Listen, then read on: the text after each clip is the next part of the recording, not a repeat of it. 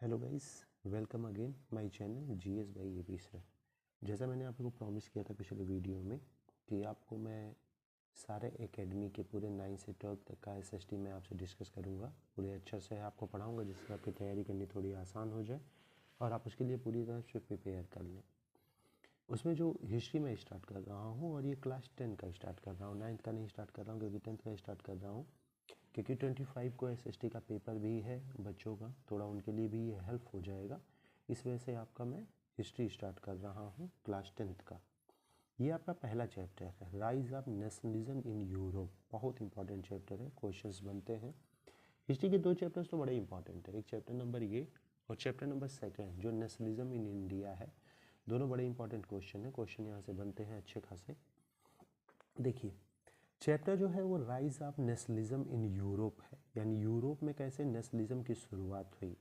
तो ये पिक्चर ध्यान में बुक देखिए आप लोग, ये पिक्चर है वहाँ पे, आप अपने बुक को लेके बैठिए जिससे मैं पढ़ता रहूँगा, आप बुक के लाइन देखते रहेंगे तो समझने में और आसानी हो जाएगी।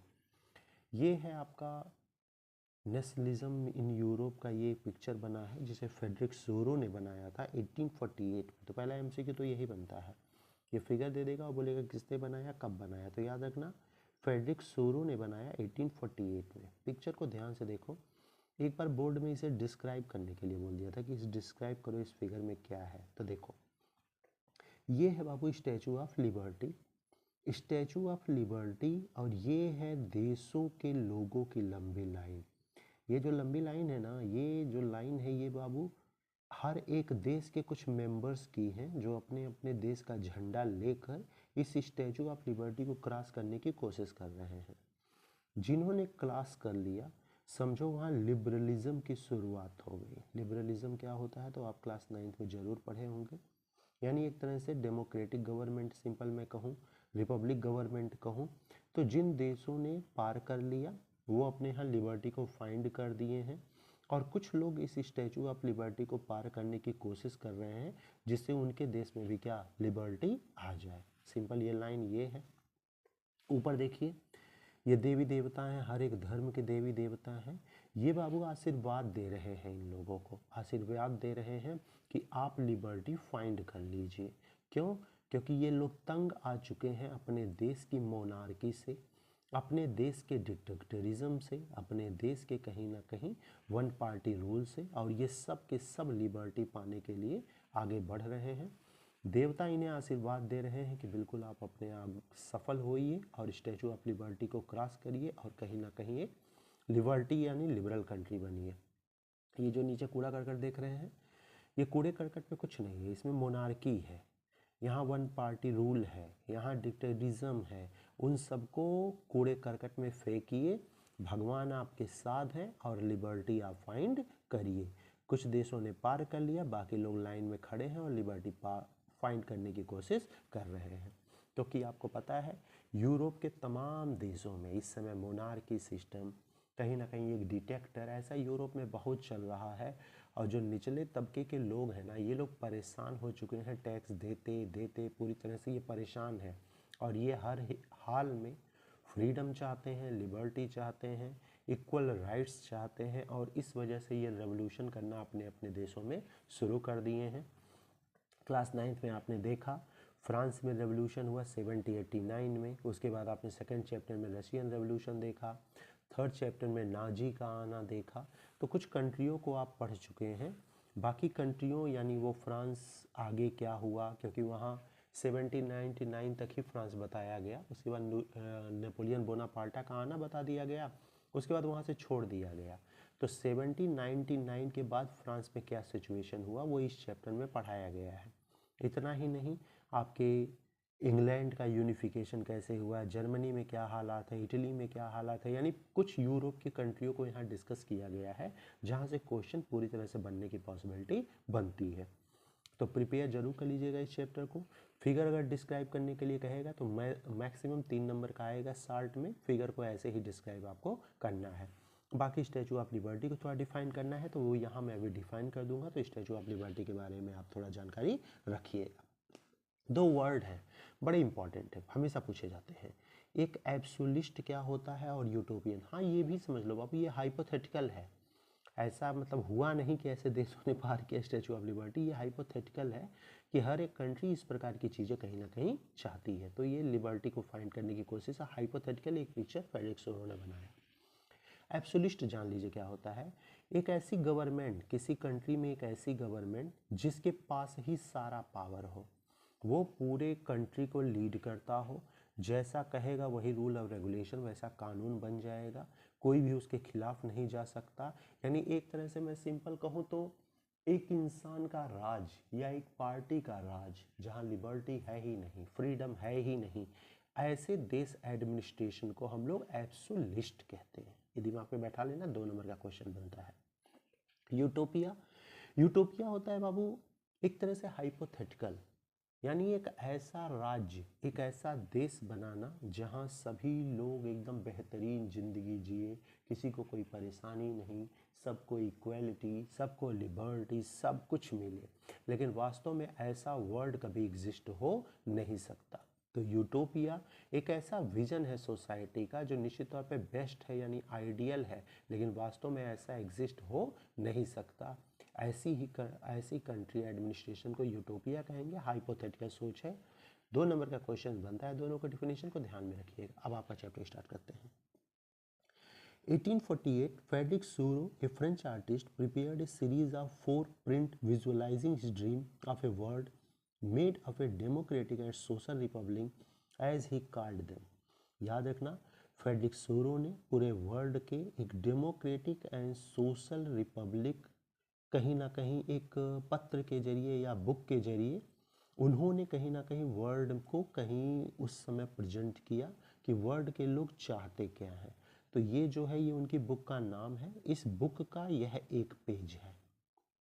First print of the series so the people of Europe and America, men women all age and social class marching a long train.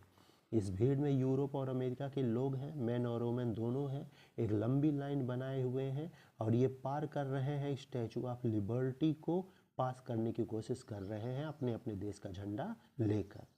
As you recall, artists of the time of the French Revolutions personified liberty as a female figure. आपको पता ही है, France में जब liberty मिली तो liberty के लिए हर एक country ने अपनी आइडेंटिटी देने के लिए एक फीमेल कैरेक्टर को चुना था, है ना। फीमेल कैरेक्टर क्या बन गई थी, उनकी सिंबल। हम लोग के भी है ना, जैसे भारत माता, ऐसे जर्मनी के जर्मेनिया, ऐसे फ्रांस ने भी अपने यहाँ एक लेडीज़ को एज ए लिबर्टी का सिंबल चुना। Here you can recognize the torch of enlightenment. आपने देखा है उनके हाथ में एक टार्च है जो ज्ञान के प्रकाश की लाइट जलाती है, और दूसरे हाथ में एक चार्टर है जो लोगों के अधिकार, यानी लोगों के कहीं ना कहीं क्या उन्हें मिलना चाहिए, क्या इक्वलिटी मिलनी चाहिए, वो सारी चीज़ें हैं उसमें लिखी हुई। ये आपका चार्ट है और ये है आपका टार्च जो न्याय की राह दिखा रहा है। On the earth in the foreground of the image lie in the center remain of the symbol absolute institution। जो नीचे आप देख रहे हैं कूड़ा करकट, इसमें एब्सोल्यूट के पूरे हैं, मतलब वो राजा जी हैं, वन पार्टी रूल है, डिटेक्टर है, वो सब कुछ। In Sorrieu utopian vision people of the world are grouped as distinct nation. आपको ये यूटोपियन विजन है, यानी तमाम देशों के लोग यहाँ इकट्ठे हुए हैं, हर एक राष्ट्र के अपने हाथों में झंडा लिए हुए हैं, अपने देश का ड्रेस पहने हुए हैं और स्टैचू ऑफ लिबर्टी को क्रॉस करने की कोशिश कर रहे हैं। Leading the प्रोसेसन was pass statue. कुछ लोग स्टैचू ऑफ लिबर्टी को पार कर चुके हैं, स्पेशली कौन, यूएस और स्विट्जरलैंड। बहुत इंपॉर्टेंट एमसीक्यू क्वेश्चन बनता है कि उस फिगर में कौन से देश जो लिबर्टी प्राप्त कर चुके हैं, तो याद रखना यूएस और Switzerland. Which by time this time वाला ऑलरेडी नेशन स्टेट, यहाँ पे नेशन स्टेट बन चुका है। नेशन स्टेट मतलब क्या, हर एक राज्य को बराबरी का अधिकार। France identifiable by the revolutionary try colour, 3 colour का झंडा लेकर फ्रांस भी आगे बढ़ रहा है। रीच द स्टैचू, बस वो पहुंचने ही वाला है। सीज फॉलोज द, उसके पीछे जर्मनी है जो ब्लैक, रेड और गोल्ड फ्लैग लिए हुए है अपने हाथ में। Interestingly, at the time when Suro created this image, German people did not yet exist at United Nation। जब ये फिगर बनाया गया उस समय जर्मनी यूनाइटेड नहीं था, यानी यूनिफिकेशन जर्मनी का नहीं हुआ था। पढ़ाऊंगा यहाँ पे। Flag they carry an expression of liberal hope in 1848 to unify the numerous German-speaking principalities into a nation state under a democratic constitution। वहाँ वो लोग अपने देश में डेमोक्रेटिक कॉन्स्टिट्यूशन बनाने के लिए अपने झंडे और उस कलर का ड्रेस पहन के आगे बढ़ रहे हैं। Following the German people are the people of Austria, kingdom of the two Sicilies. आपको पता ही है बाद में ऑस्ट्रिया का कुछ पार्ट मिला के जर्मन का यूनिफिकेशन हुआ था, घबराइए मत, ये सब आगे है, यूनिफिकेशन ऑफ जर्मनी। उसके पीछे Lombardy, Poland, England, Ireland, Hungary, Russia सब पीछे पीछे हैं। हेवन ऊपर बना हुआ है जहाँ क्रिस्ट, संत और एंगल गेज है जो कहीं ना कहीं उनको देख रहे हैं और उन्हें आशीर्वाद दे रहे हैं कि भाईचारा बनाए रखिए और राष्ट्र का निर्माण आप अपने यहाँ पे करिए। ये है आपका स्टार्टिंग पैराग्राफ, ध्यान में रखना, यहीं से क्वेश्चन जो बनेगा बनेगा, बाकी इस पैराग्राफ से नहीं बनेगा क्योंकि ये तो आगे डिफाइन किया गया है, यहाँ से ध्यान में रखना। इस चैप्टर में हम तमाम ऐसे शोरों के विजुअलाइजिंग नेशन को पढ़ेंगे। 19th सेंचुरी में नेशनलिज्म की फीलिंग यहाँ पे आ गई, पॉलिटिकल मेंटल वर्ल्ड यूरोप का पूरी तरह से बदल जाएगा, कई राष्ट्रों में नेशन स्टेट बनाने की मांग होगी, यूरोप का जो राजा महाराजा की शासन है उनको ख़त्म किया जाएगा, नेशन को पावर दिया जाएगा, हर एक लोगों को पावर दिया जाएगा। आपको मैं इस चैप्टर में पढ़ाऊँगा। निश्चित तौर पे कहीं ना कहीं हर एक कंट्री अपना एक इतिहास बनाएगी, वो सारी चीज़ें यहाँ प्रीव्यू के तौर पे बताई गई है, यही वो कहना चाह रहे हैं। मतलब ये पैरा आपके लिए उतना इंपॉर्टेंट नहीं, लेकिन यहाँ तक का पैरा आपके लिए बहुत इंपॉर्टेंट है, तो उसको ध्यान में रखिएगा। बाकी नेक्स्ट जो पहला टॉपिक है यहाँ से इंपॉर्टेंट हो जाता है, यह है French revolution and the idea of nation. यहाँ से डिस्कस करेंगे आपके नेक्स्ट वीडियो में। लगातार वीडियो आपको पर डे जाता रहेगा, सो देखते रहिए। इतना ज़रूर आपसे रिक्वेस्ट है, जब भी पढ़ने बैठिए तो अपने हिस्ट्री की बुक अपने पास रख लीजिए, जिससे मैं यहाँ पढ़ता जाऊँगा और वो लाइन आप अपनी बुक में भी देखेंगे तो अच्छे से समझ पाएंगे। वीडियो को थोड़ा फास्ट करके देखिएगा, कोई प्रॉब्लम नहीं, क्योंकि एग्ज़ाम आपका 25 को है। चैनल सब्सक्राइब करना बिल्कुल मत भूलिएगा, channel GS by AP sir. Thank you very much.